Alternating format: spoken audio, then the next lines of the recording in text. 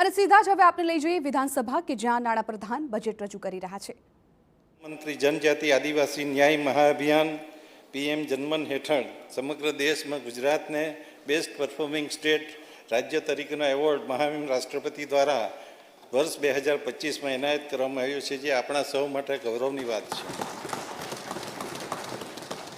માનનીય વડાપ્રધાન શ્રી નરેન્દ્ર મોદીજીએ ગુજરાતના મુખ્યમંત્રી તરીકેના કાર્યકાળ દરમિયાન વર્ષ 2030થી શરૂ કરેલ વાઇબ્રન્ટ સમિટ રાજ્યના આર્થિક પ્રગતિને એક નવી ઉડાન આપી છે, જેને આગળ વધારતા રાજ્ય સરકારે વાઇબ્રન્ટ ગુજરાત પ્રાદેશિક સંમેલનો એટલે VGRG શરૂ કરેલ છે, જેનો મુખ્ય ધ્યેય રોજગારીનું સર્જન કરવું અને દરેક નાગરિકની માથાદીઠ આવક વધારવાનો છે।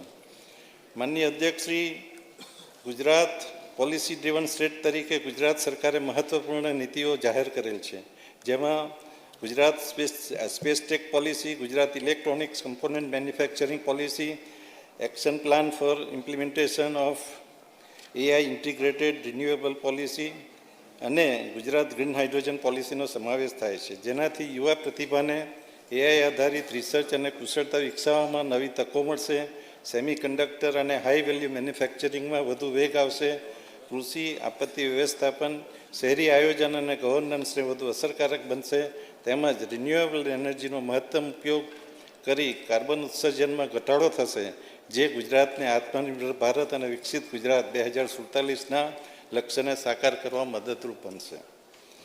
માનનીય અધ્યક્ષ શ્રી, રાજ્ય સરકારના આ પ્રયાસોથી ગુજરાતની આર્થિક ગતિશીલતામાં રાષ્ટ્રીય વિકાસમાં આગવી અને મહત્વપૂર્ણ ભૂમિકા ભજવી રહી છે। આજે દેશના GDPમાં ગુજરાતનો ફાળો 8.2% છે અને ગુજરાતની માથાદીઠ આવક રૂપિયા 3,01,000, જે રાષ્ટ્રીય સરેરાશ કરતાં 60% વધારે છે,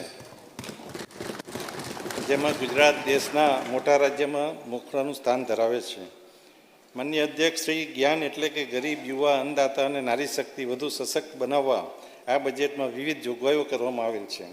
એક કલ્યાણકારી રાજ્ય તરીકે ગરીબ અને મધ્યમ વર્ગના પરિવારોને ઘર આપી ઘર સૌના માટેનો સંકલ્પ સાચા અર્થમાં સાકાર કરવામાં આવી રહ્યો છે, જે હેઠળ પ્રધાનમંત્રી આવાસ યોજના ગ્રામીણ અને શહેરી, ડૉક્ટર આંબેડકર આવાસ યોજના, પંડિત દીનદયાળ આવાસ યોજના તેમજ હળપતિ આવાસ જેવી યોજનાઓના હેઠળ આ વર્ષે 3,15,000થી વધુ આવાસો પૂરા પાડવાનું આયોજન છે અને જે માટે 4,272 કરોડની જોગવાઈ સૂચવું છું। માનનીય અધ્યક્ષ શ્રી, સમાજના પછાત અને નબળા વર્ગના દરેક તેમજ આદિજાતિ લોકોના વિકાસ માટે સરકાર હંમેશા સંવેદનશીલ છે। વિવિધ નિગમો દ્વારા છેલ્લા 3 વર્ષમાં 1,35,000થી વધુ લાભાર્થીઓને ઉચ્ચ શિક્ષણ માટે લોન તેમજ આર્થિક સહાય આપવામાં આવી છે। નિગમોની આ કામગીરીને વેગ આપવા માટે કુલ 869 કરોડની જાહેરાત જોગવાઈ કરું છું। માનનીય અધ્યક્ષ શ્રી, નાગરિકોની અન્ન સુરક્ષા અભિગમથી પ્રધાનમંત્રી ગરીબ કલ્યાણ અન્ન યોજના અંતર્ગત રાજ્યના અંદાજે 75 લાખથી વધુ કુટુંબોને વિનામૂલ્યે અનાજ આપવાનું ભગીરથ કાર્ય અમારી સરકાર કરી રહી છે। માનનીય અધ્યક્ષ શ્રી, રાજ્ય સરકારના દ્વારા 53,000થી વધુ આંગણવાડી કેન્દ્રોને પોષણ, પ્રારંભિક બાલ શિક્ષણ, આરોગ્ય સેવાના મજબૂત આધાર તરીકે વિકસાવવામાં આવી રહ્યા છે। આંગણવાડીના ભૌતિક અને ડિજિટલ માળખામાં વધારો કરતાં આ વર્ષે નવી 2,000 આંગણવાડીઓના નિર્માણ માટે રૂપિયા 360 કરોડની જોગવાઈ સૂચવું છું। ગુણવત્તાયુક્ત આરોગ્ય સેવાઓ દ્વારા સમાજનું નિર્માણ કરવાની રાજ્ય સરકારની નેમ છે। પ્રધાનમંત્રી જન આરોગ્ય મુખ્યમંત્રી મા યોજના હેઠળ 2,72,000થી વધુ લોકોને 2,72,00,000થી વધુ લોકોને સમાવેશ કરેલ છે, જેમાં 68 લાખથી વધુ લોકોએ કેશલેસ સારવારનો લાભ લીધેલ છે। આ યોજના માટે રૂપિયા 3,472 કરોડની જોગવાઈ સૂચવું છું। માનનીય અધ્યક્ષ શ્રી, ગરીબ અને મધ્યમ વર્ગના દંપતીને institute of kidney disease and research centre Ahmedabad ખાતે IVF સગવડ ઉપલબ્ધ કરાવવામાં આવી રહી છે। આ સેન્ટરના વિસ્તૃતિકરણ ઉપરાંત સુરત, ભાવનગર અને જામનગર ખાતે આ પ્રકારની સુવિધા શરૂ કરવાનું આયોજન છે।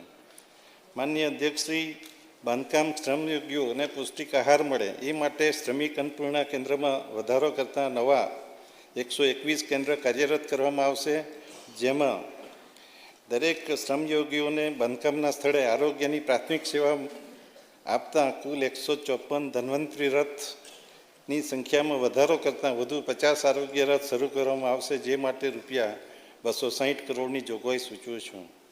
માન્ય અધ્યક્ષ શ્રી વીબીજી રામજી વિકસિત ભારત ગેરંટી ફોર રોજગાર આજીવિકા મિશન ગ્રામીણ યોજનાથી ગ્રામ્ય વિસ્તારની સુખાકારી અને રોજગારી માટે એક મહત્વપૂર્ણ કદમ ભરવામાં આવી રહેલ છે, જેમાં કામના દિવસો 100થી વધારીને 125 કરવામાં આવેલ છે, જેના માટે રૂપિયા 1500 કરોડનું આયોજન છે. માનનીય અધ્યક્ષ શ્રી, ગુજરાતની વસ્તીમાં 36% કરતાં યુવા છે.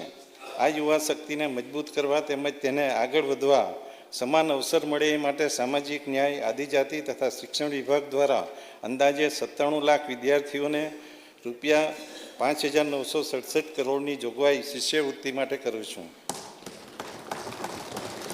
ભારત સરકારની પોસ્ટ મેટ્રિક શિષ્યવૃત્તિ યોજના હેઠળ આદિજાતિ અનુસૂચિત જાતિના વિદ્યાર્થીઓ ઉચ્ચ શિક્ષણમાં કારકિર્દી ઘડતર કરી શકે તે માટે શિષ્યવૃત્તિ આપવામાં આવે છે. કન્યાઓને આવક મર્યાદા ધ્યાને લેવા સિવાય વાર્ષિક 2,50,000 આવક મર્યાદા ધરાવતા કુમારોને આ લાભ આપવામાં આવે છે. આ વર્ષે આ વિશેષ શિષ્યવૃત્તિનો લાભ વધુ કુમાર વિદ્યાર્થીઓને પહોંચાડવા તેમની વાર્ષિક આવક મર્યાદા 2,50,000થી વધારીને 6 લાખ કરવામાં આવે છે.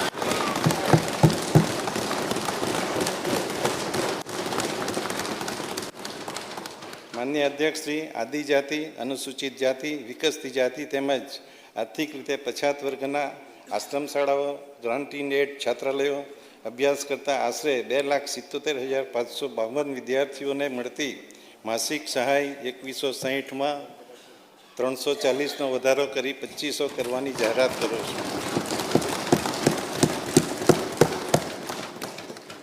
માન્ય અધ્યક્ષ શ્રી, રાજ્ય સરકાર સંચાલિત એકલવ્ય મોડેલ રેસિડેન્શિયલ શાળાઓ અને કન્યા સાક્ષરતા શાળાનો અભ્યાસ કરતા 21,770 આદિજાતિ વિદ્યાર્થીઓ માટે વિદ્યાર્થી દીઠ અપાતી નિભાવ ગ્રાન્ટ 70,000માં રૂપિયા 10,000નો વધારો કરી રૂપિયા 80,000 કરવાની જાહેરાત કરું છું. અતિ આધુનિક ઇન્ફ્રાસ્ટ્રક્ચર સાથે આવકારદાયક વાતાવરણમાં શિક્ષણ મળી રહે એ માટે વધુ 926 પીએમશ્રી શાળાઓ શરૂ કરવામાં આવશે. માનનીય અધ્યક્ષશ્રી, એક કેમ્પસ અવિરત શિક્ષણ મજબૂત ભવિષ્યના ધ્યેય સાથે બાળવાટિકાથી ધોરણ 10 સુધી વિદ્યાર્થીઓના અભ્યાસમાં તૂટ ન પડે એ માટે સંકલિત શાળાઓ બનાવવાની જાહેરાત કરું છું, જેનાથી શિક્ષણમાં ગુણવત્તા અને સ્થિરતા જળવાઈ રહે તેના માટે રૂપિયા 120 કરોડની જોગવાઈ સૂચવું છું.